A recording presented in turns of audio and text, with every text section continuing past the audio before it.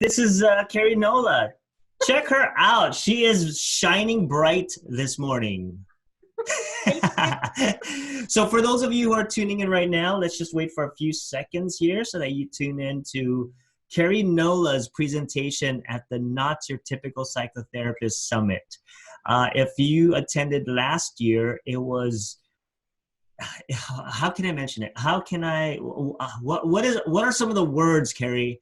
It was inspirational. It was thought-provoking. And Keri ended with such an incredible presentation. And this year, she's going to bring another round of amazingness. So Keri, before we move on, please introduce yourself to my people. Hello, Ernesto's people. It's always great to be with you. Me and Ernesto have so much fun together, and thank you for having me back. So I'm Keri Nola. I used to be a psychotherapist. I call myself a retired psychotherapist now. And I love playing with therapists and healers, helping them to upgrade their abundance and activate their client attraction in ways that are easy and fun and outside of the box. So that we really figure out how to use who we are to magnetize the people that we're here to serve and support. Yeah. And the reason why I invited you is because you approach success and practice building from a very unique perspective. Can you explain a little bit more of what that looks like for our audience?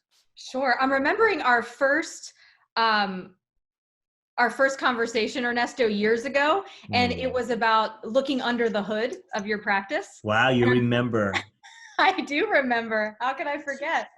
And that's, I think, what may be different about me than other conversations that are being had. You know, yes, there's a time and a place for the inspired actions, but when those inspired actions are fueled from our mind or our ego versus from our heart and our soul and the truth of our vision, we often don't get the results that we want. And our results can take longer to arise, or we just create more resistance than is really necessary when we approach from that perspective, is what I found. So I help people to really go inward, connect with the depth of themselves, with the reality of the clients that they're serving, and wake up to the inspired actions that are asking to be taken that will actually more easily, gracefully, and powerfully generate the impact, the influence, and the income that we all desire. Absolutely. And you know, there are a lot of things in our businesses where we have to do. We have to plan out, we have to do all those things. But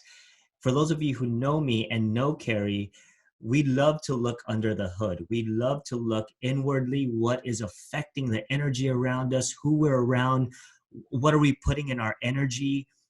Everything needs to be aligned, correct? Your actions, your behavior, your mind, your thoughts, but also the energy that exuberates out of you, right, Keri?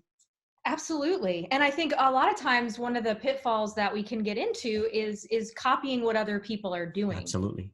Looking around, you know, who did what to get where. And then as we try to replicate that, we start to realize that that may not be our path. And it can be really, really frustrating. So it's always my hope that we can be ourselves in this process. Yeah. And you make a very good point, because if you are not in tune with what's going on inside of you, if you are not at least listening to that part of you, it's going to be incredibly difficult to get to a full integration of who you are as a clinician, as an entrepreneur, right? Because you're always trying to compare yourself to others. And then there's that feeling of not enough and that scarcity, correct? Absolutely. And it's not enough when we're not being ourselves. I think that's the urge that we start feeling, is that comparisonitis brings us to, there's not enough of me like available, because I'm not being me, I'm being somebody else. And so we feel the impact of that, and it can create a lot of stagnancy and resistance and confusion in the process. Absolutely. So for those of you who are joining in, please ask questions. Keri has always been my go-to person for intuitive work, for deep work, for meaningful work in practice. I've always reached out to her and asked her, you know, what you thought about, what you're thinking about this, because I go through these areas where I'm like, what is going on? And I know it's just going to be an energy shift. So she will be one of our speakers at the Not Your Typical Psychotherapist Summit in South Florida, Fort Lauderdale. If you haven't registered yet, please do so. But I wanted to discuss with Keri because I'm really excited about her angle here. Every single time, she's adding to her magic. She really is adding to it. And when she sent me a proposal on what she wants to talk about, I was like, oh, hell to the yes. Let's do it. I didn't hesitate. So explain to us, Keri, your magic and your approach to this time around. Sure. I'm really excited because, this work just does me. You often hear me say that, like, I just open myself and I just obey what I'm told to teach and to explore. I get really bored teaching the same thing over and over again. While the fundamentals are great, it's like we're constantly changing and upgrading and evolving, and it's important to me that my work does that as well. So thank you for honoring that part of me. I felt really seen and loved when you were like, absolutely, take the floor, do that. So what's coming through this time around is how we can decode the practice building season that we're in and use the information that we get about that season to inform the steps that we take, because the steps aren't random, right? If we are in one season of practice building, there's a collection of steps, maybe not always in the same order for every person, but there's a perspective. There's a way to be interacting with, engaging with, and showing up for your practice that is going to make the biggest difference to take you to the next level. And your next level may be different than, the person down the road's next level. So we also want to be in constant connection and communication with your vision and the energy of your unique practice. Otherwise, you could be taking steps that move you in a completely different direction than is the divine intelligence of your creation. Yeah. And I want to jump in this because there are times when we are stagnant. There are times when things are not going right in our practice or in our business. There are times when things are going right. And sometimes on the outside, those moments that are stagnant and that are not happening, we pathologize that. Yep. We make that a bad thing. But you're saying that that's a season, correct?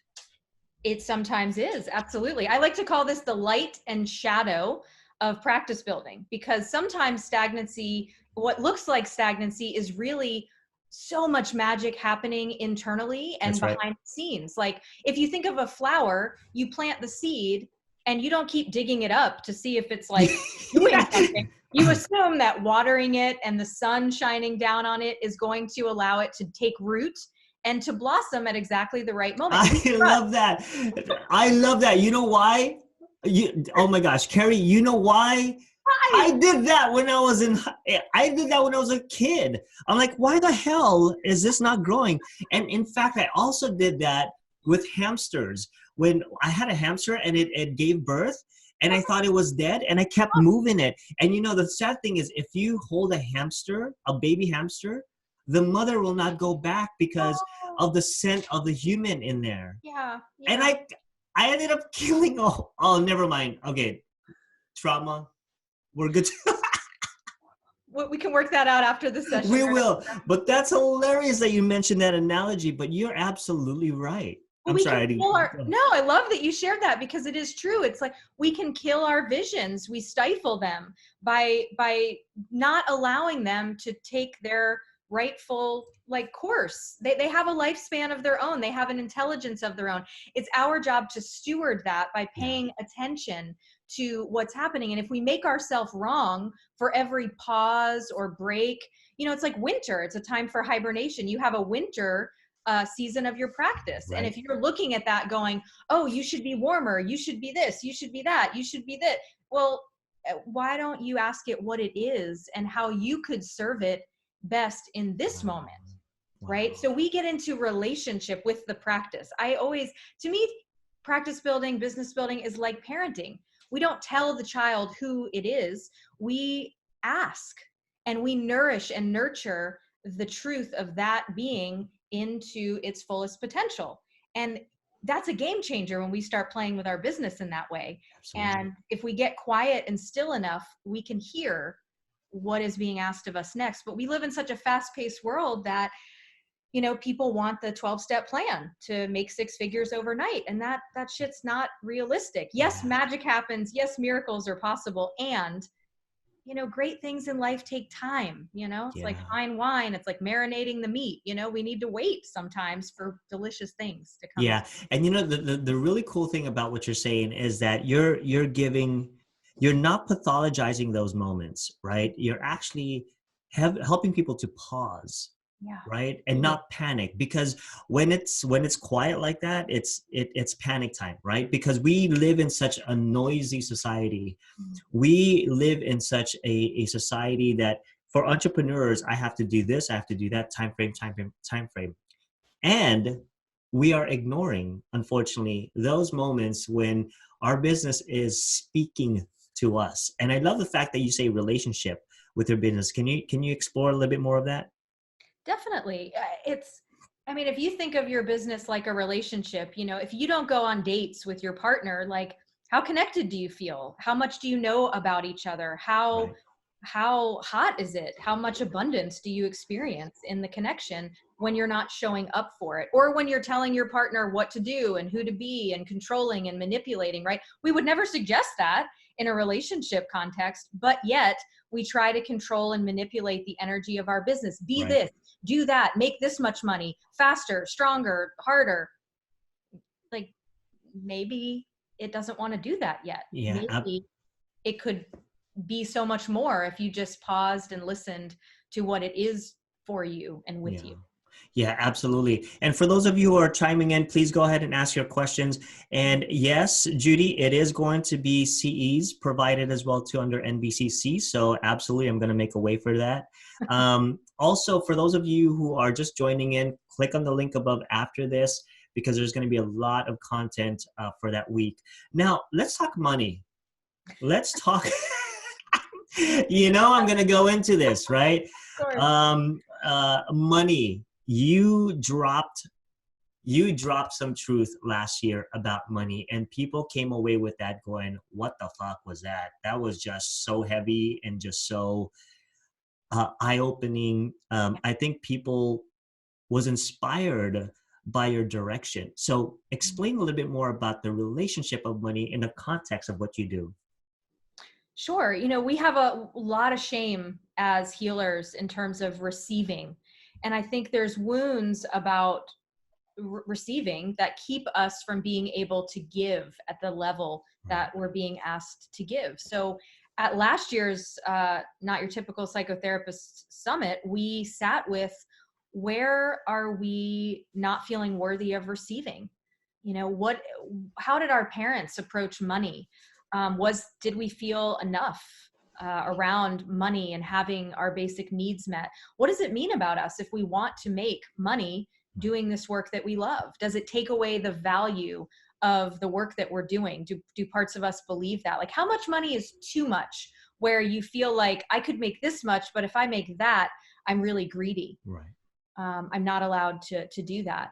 And we just played with these different patterns and how we could clean them up in order to be able to receive and have more.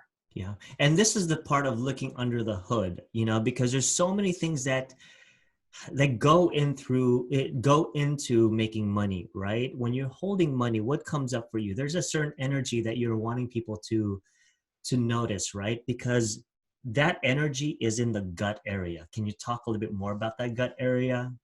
Absolutely. So yeah, it's actually just below the gut in our sacral chakra. It's our sensuality, it's our sexuality, it's our creative center, right? And there's also a link between sex and money. Do we allow ourselves to receive pleasure? How much pleasure will we allow ourselves to receive? Not only physically, but how do we nourish our body? What kind of food do we put in it? Do we notice the beauty around us? Like, how are we taking in the world? And are we in harmonious balance between Right. giving and receiving?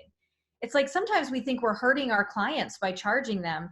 And I'm here to let you know, like, it is a gift for our clients to be able to invest in themselves. Like, I've had clients tell me, what has changed for them as they've given themselves permission to invest at higher and higher levels. Now, this doesn't mean that we just pick an arbitrary number and charge it, but if you're in such like sacred partnership with your business, you hear the number, you know what number will actually unlock the healing for this particular client in this particular moment. And it doesn't mean we can't be of service. You know, we can have pro bono spots, we can do sliding scale fee, but if our nervous system is like combusting because we can't pay our basic bills, that's not ethically appropriate for the level of service that we are called to offer.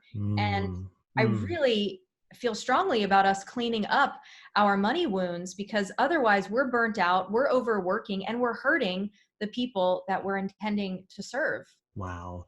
That is you just said so many things in there. One, there's such a connection between creativity, right, and money.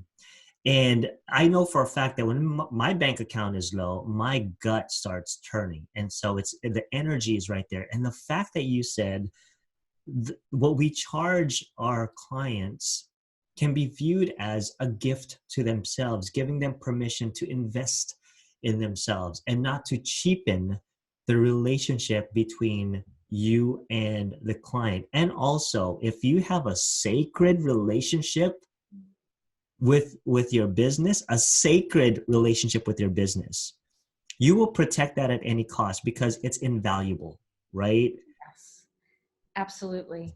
Absolutely. And there was another place, I just lost the thread. There was another place we visited at the conference that I wanted to name here, and I'll see if it comes back. But, here it is. Yeah. We take our clients' power away. We rob them of the opportunity to have an experience of giving and receiving when we kind of clamp down on that money piece. You know, and we assume too that they need us, right?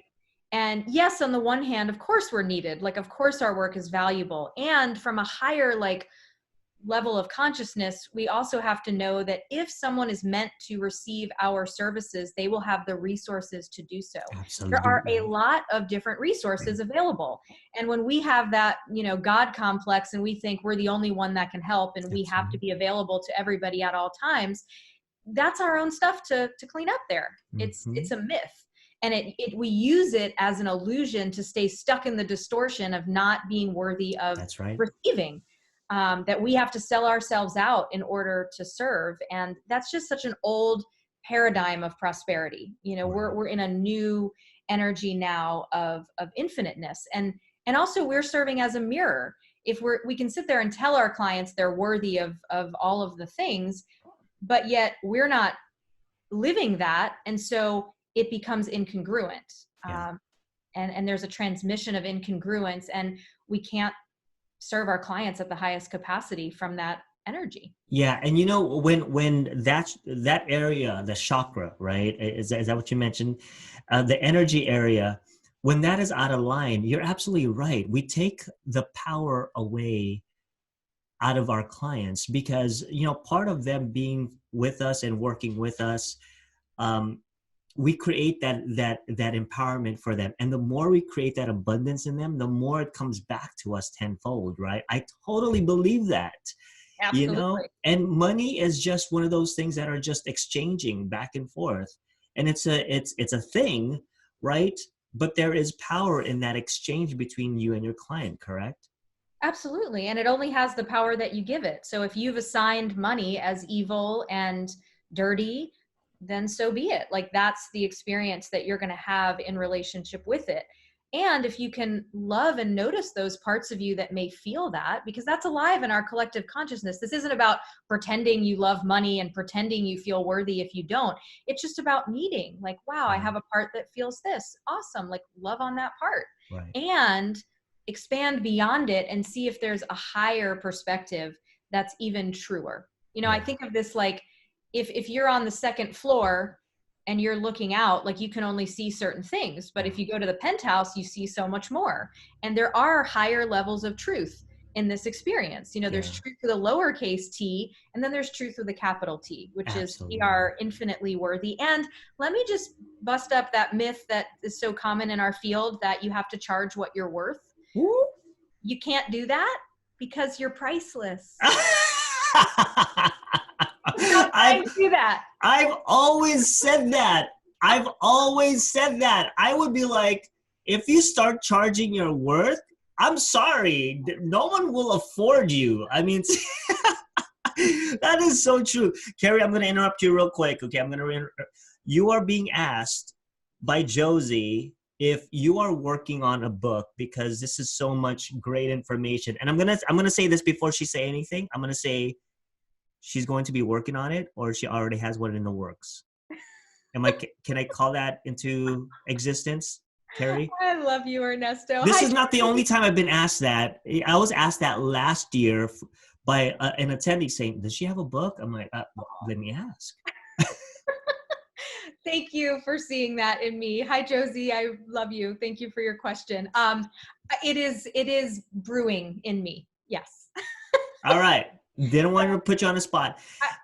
I just celebrated the 7th anniversary of publishing my second book, and I wrote on Facebook that I'm curious when my third book baby will be arriving. So well, I think it's all ready. Here's a video of it.